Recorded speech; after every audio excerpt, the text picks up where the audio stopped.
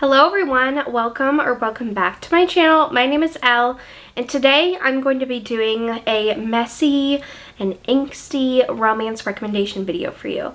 So, lately I've been reading a lot of very angsty emotional romances, and I wanted to compile some of my favorites in here, but also some current ones that I've been reading recently. So let's get started with this video. The first book is the one and only historical romance I have on this list, but I read this in May, and you do not have to read this series in order. You can if you want to, but you don't. With historical romances, you really don't have to read series in order. So this one is the, I think, like fifth book in the Ravenel series, or fourth or fifth book, and I just love this one. So our heroine is a recent widower, and she is attending this wedding for her sister, I think, or no, it's her brother, and she sees this guy who she later finds out was her late husband's school bully. And so she's already very emotional after her husband's death, and now she has to see this guy who her husband absolutely hated, and she realizes how hot he is, how good looking he is, and so she's like, oh my gosh, like, I think I like him. And so she is a single mom also. She has two little boys, and she starts kind of talking with the hero Wes because he's going to help her with some agricultural stuff on the estate, and so she needs his help. And she starts to realize, like, maybe he isn't as bad of a guy as her husband made him out to be. And Wes is very tortured over his past. He was a scoundrel, but he grew up in a not so great home, so he's very tortured over his past and is like, I don't want that to hurt my future. And so they start hanging out, and he really has a connection with her boys. Like, their relationship is just so adorable, and it's very angsty because she's like, I can't fall in love with the guy that my husband absolutely hated. And so that's where the angst and mess comes in, and it is so good. There's some twists in this book that I really appreciated, and I just love this one. It was so good. This next book is The Wrong Heart by Jennifer Hartman, and this one, our heroine lost her husband, and she decides to contact the person that received her husband's heart, and she starts to fall for that person. And so she starts messaging back and forth with this person, but then on the other opposite of this, she starts going to this like group where they can talk through grief and mental health. And so she meets this guy there who's very grumpy, and they start kind of forming a little bit of a friendship out of her, like, I want to be your friend kind of thing.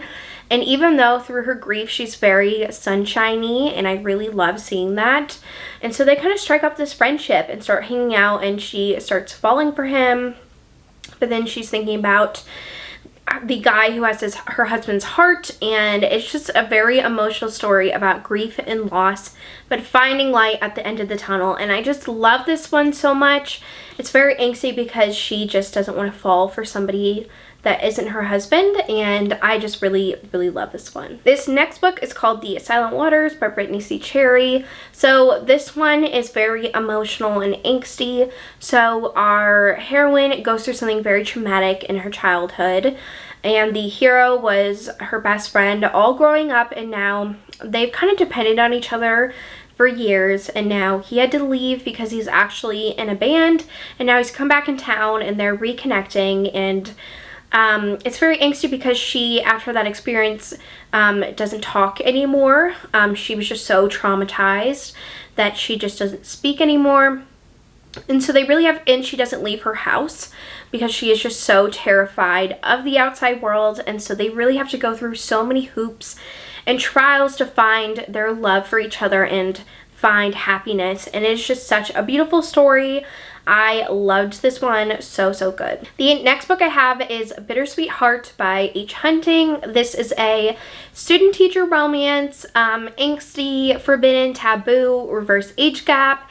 So our hero and heroine meet during the summertime, and they have this like summer fling together, and when the hero goes back to college for his senior year, he sees the heroine and realizes that she is his professor. And so he's like, oh shit, like, we hooked up. And she's mortified because she's only supposed to be a professor for like one school year. She's just doing it as a gig. And so they start hanging out more and realizing that they really like each other, but they have to keep it a secret. And then she's dealing with stuff from her ex, who's very manipulative and abusive towards her. So it's just so good. I really, really love this one. I listened to it on audio. Very, very spicy, very angsty, because they can't really be together at all. And he has to hide it from his friends and family, and it is just so good. And I have Little Lies by Helena Hunting. This is in the same series as Bittersweet Heart.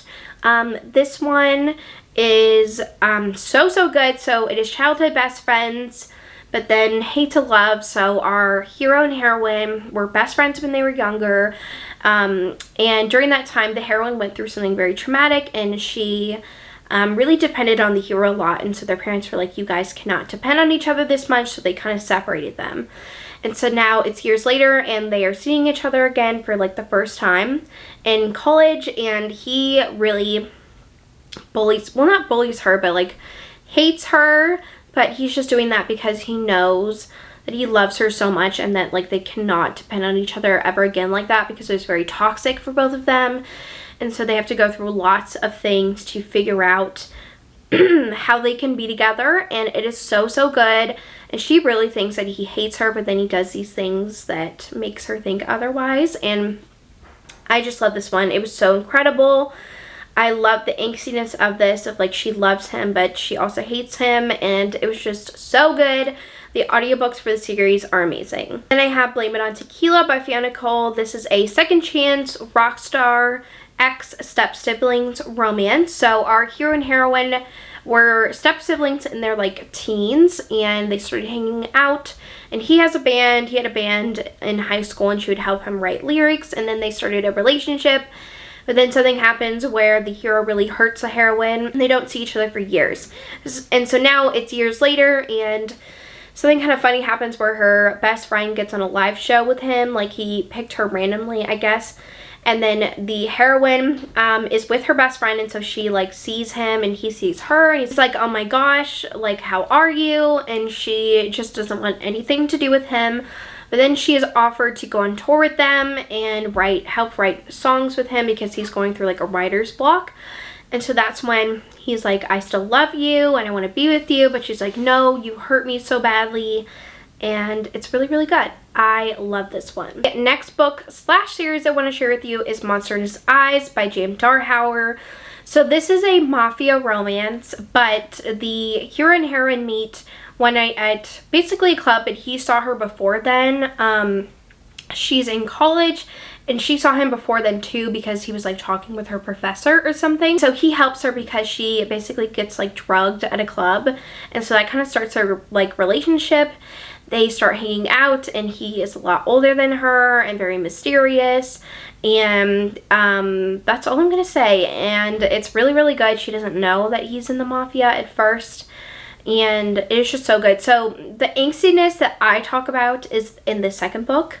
The second book is so angsty because of something that happens in this first book. There's a huge cliffhanger. But I loved the second book. The second book's my favorite in this series. It gets super angsty. And that's all I'm going to say. But this series is really, really good. I think it's a lighter mafia, but it's kind of also billionaire, because he takes her out on dates and they start forming a relationship in this one. But the second book is so good. I love the series, so definitely go check it out. Of course, I had to put Balance by Lucia Franco on this one. This is a sports romance with gymnastics. It is a coach and athlete romance. And so our heroine starts going to this like gymnastics gym to basically get to the Olympics, to try to get to the Olympics. And that's where she meets Kova, the hero. And they start working together and start forming kind of a friendship. But then it's starting to lead to something else, and he's also in a relationship with someone else. So there's a lot of angst in this one, and it's very, very good. Then I had to include What He Doesn't Know by Candy Steiner. This is a love triangle romance between the hero, her husband, and then her like high school sweetheart. So the heroine and her husband are going through a really tough time.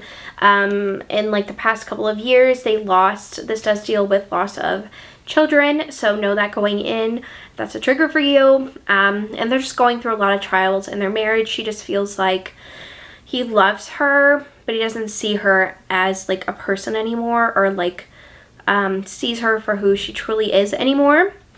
So there's this big disconnect between them. And so the heroine's like childhood crush, sweetheart, comes back into town and she starts hanging out with him more. And this does deal with cheating, but it is so angsty and emotional because she loves her husband, but she needs to find relief of this pain that she's going through. So she starts hooking up with her high school crush, and it is so good. It is a duet. It is incredible. Highly recommend. Then I have Saint by Sierra Simone. This is the third book in this series, and so this is an romance. So one of our heroes, I can't remember his name. I think it's like, oh, okay, it is Aiden. I feel like last time I said it was like Tyler or something weird. But anyways, Aiden, who is our hero, one of our heroes, he basically left Elijah, his fiance, soon-to-be fiance, and love of his life, one night, and like the next day decided to become a monk. And so now it is years later, and Elijah comes back to visit him at the monastery, and it's like, I'm gonna get engaged to somebody else. I still love you. Like, what happened that night? And so they start getting reacquainted, and they have to go on this like missionary trip. And Elijah joins with him, and he's like a part of a newspaper. And so he's doing an article about it, and they start reconnecting, and he doesn't want to, like, Aiden does not want to tell Elijah what happened. It does deal with mental health. So this book deals a lot with mental health, and there is mention of suicide ideation and suicide of a family member. And this book is just so messy but beautiful and angsty because Aiden still loves Elijah, but he just doesn't feel worthy to Elijah, if that makes sense. And he doesn't feel like he deserves to find happiness, and it is just so good. I love this book.